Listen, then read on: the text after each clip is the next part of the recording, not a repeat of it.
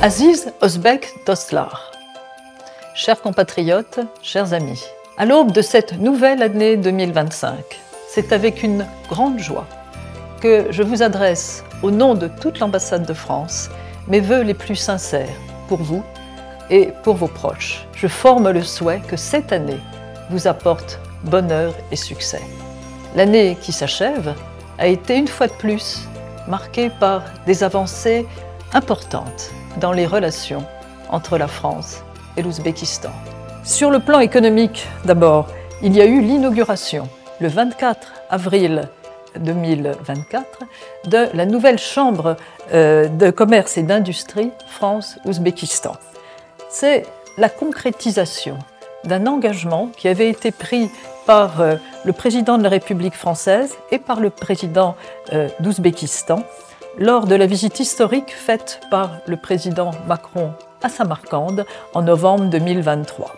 Il y a eu aussi, en juin, la tenue de la 10e commission économique mixte qui s'est tenue à Paris. Elle était coprésidée par les ministres du commerce extérieur français et ouzbek et elle a permis de consolider et de renforcer le dynamisme de notre relation d'affaires.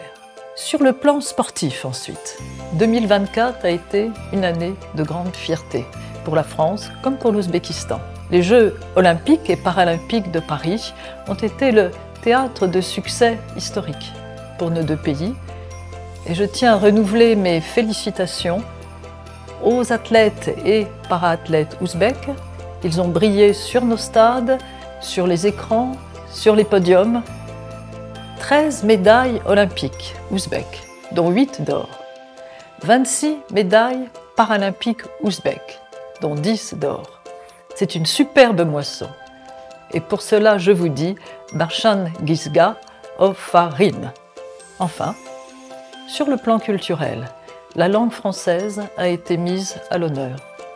Pour la toute première fois, l'Ouzbékistan a participé au sommet de la francophonie qui était organisé en France, à Paris et à Villers-Cotterêts en octobre dernier. Cette participation est un signe fort de la volonté de nos partenaires ouzbeks de renforcer les liens avec la langue française et de favoriser les contacts entre nos deux peuples et en particulier entre les jeunes générations.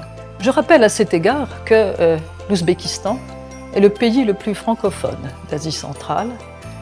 La France soutient activement le développement de l'enseignement du français et la formation des enseignants ouzbeks de langue française avec un programme de formation de grande envergure en Ouzbékistan et en France.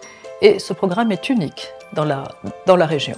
Donc, en 2025, je souhaite que nous continuions ensemble sur cette belle lancée. Et à nouveau, je voudrais vous adresser mes meilleurs vœux de santé, de prospérité et de succès pour 2025, pour vous-même, pour vos familles et pour vos proches. Que l'année qui s'ouvre marque une nouvelle étape dans le renforcement des partenariats entre la France et l'Ouzbékistan. Je vous souhaite une excellente année 2025. Yonggi Yingliz Bilan.